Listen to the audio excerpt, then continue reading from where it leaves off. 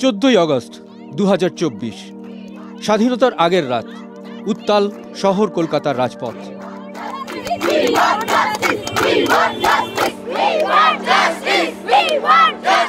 বাংলা সাক্ষী থাকে মেয়েদের ঐতিহাসিক রাত দখল কর্মসূচির।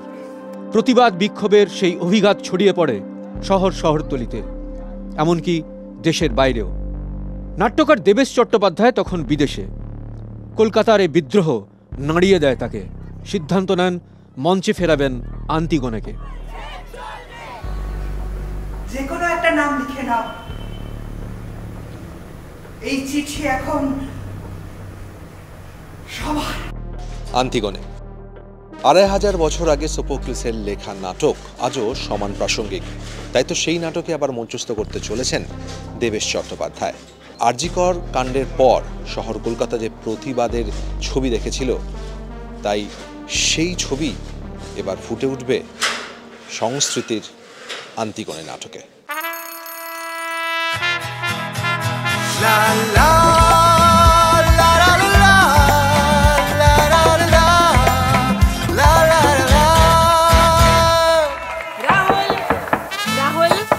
तन के साथ मन को जगाओ वी-गार्ड वाटर हीटर्स के संग। वी-गार्ड।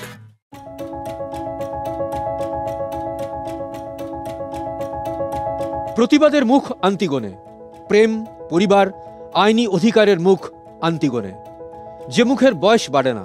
সব দেশে, সব সমাজেই আন্তিগোনেরা আছেন। আমি তখন বাইরে ছিলাম, ইউরোপে। একদিন দেখি হোটেলের লবিতে একজন ভদ্রলোক ইংরেজি একটা কাগজ পড়ছেন।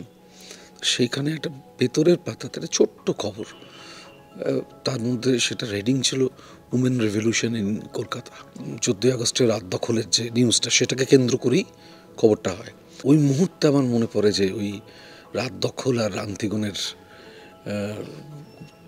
নাটকটা, এবং বিশেষ করে জাহানুইয়ের যে অ্যাডাপ্টেশন।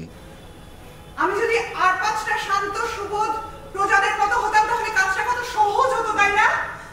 আন্তিগোনে হিসাবে আমার একটাই ছবি ভেসে উঠলো তখন তরুণাকে ফোন করলাম, তরুণাও রাজি হয়ে গেল। তো সব মিলিয়ে মিশিয়ে, মানে এটা সময়ের দাবি বলা যেতে পারে। কারণ একটা অদ্ভুতভাবে আমি দেখেছি যে চিরকালীন জিনিস, চিরকালীন যে কোনো শিল্প সবসময় সমকালীন হয়ে ওঠে। সমকালীন শিল্প চিরকালীন হয়, কিন্তু চিরকালীনতার মধ্যে একটা সমকালীনতার বীজ লুকিয়ে থাকে। তো সেই হিসেবে আন্তিগোনে নাটকটা চিরকালীন এবং সমকালীন। আন্তিগোনে এই প্রহরী যা বলছে সব সত্যি? হ্যাঁ, সত্যি। ওই খেলনা বেলচাটা নিয়ে আমি ছোটবেলায় সমুদ্রের ধারে খেলতে যেতাম। ওটা পলিনাইকেসের, আমি ওটা ওকে ফেরত দিতে গেছিলাম, ওরা ওটাকে সরিয়ে নিয়েছে। মহারাজ, ও বুনো জন্তুর মতো মাটি আঁটাচ্ছে। রাজা ক্রেয়ন, তাঁর চলাফেরায় রাষ্ট্রশক্তির দম্ভ, সেই চরিত্রে দেবশঙ্কর হালদার। এই ঘটনার কথা যদি বিন্দুমাত্র প্রচারিত হয়, তাহলে তোমাদের 4 জনকেই পুলিশ হবে।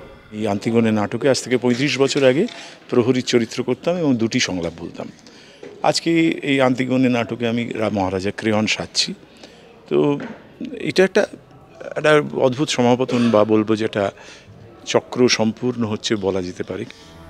যদি আমি তোমার উপর অত্যাচার শুরু করার, অত্যাচার করলে আমি মেনে নেব।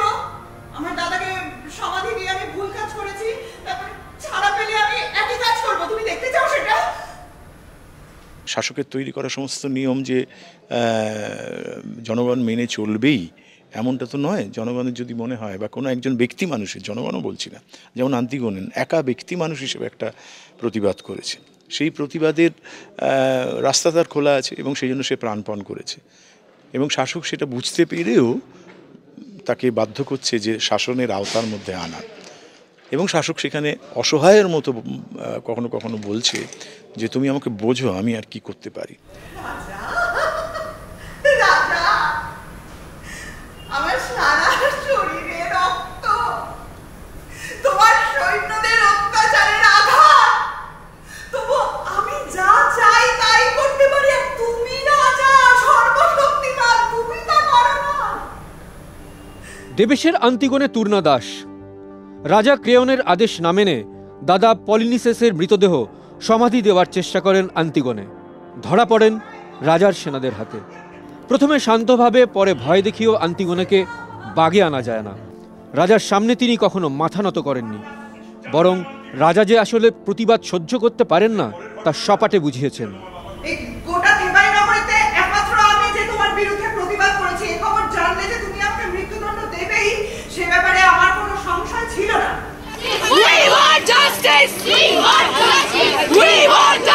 আন্তিগোনের মুখে যেন আজকের মেয়েদের স্বর প্রতিবাদ।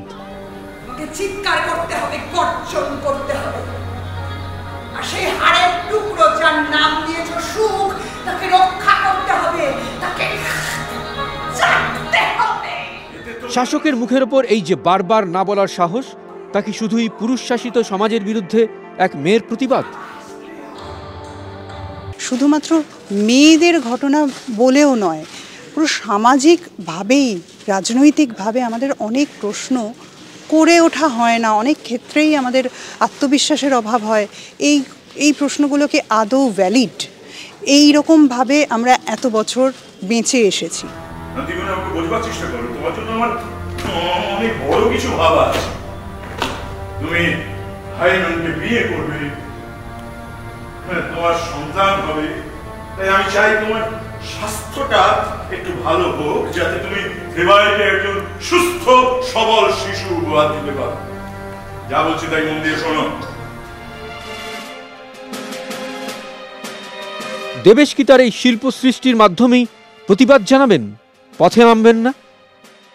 একজন শিল্পীর কাজ তার নিজস্ব শিল্প মাধ্যম দিয়ে প্রতিবাদ করার, কিন্তু কখনো কখনো বোধহয় সময় আসে যখন তাকে রাস্তায় নামতে হয়। মিছিলে থাকতে রাজি আছি যদি সেটা আমার বক্তব্যের সঙ্গে খানিকটা মিলে যায়।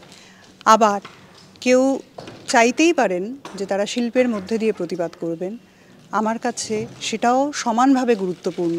শিল্পী তো মানুষও বটে, তো যখন মানুষ সামগ্রিকভাবে কোনো এক জায়গায় রাস্তায় নেমে প্রতিবাদ করে, তখন তার ওই মানবিক সত্তা, মনুষ্যত্ব, সেটাকে মাথায় রেখেও কিন্তু তাকে রাস্তায় নামতে হয়। আমি বিশ্বাস করি না তুমি রাজা বলেই তোমার যা ইচ্ছে করার অধিকার আছে, তাই তোমার সব কথার আমার একটাই উত্তর,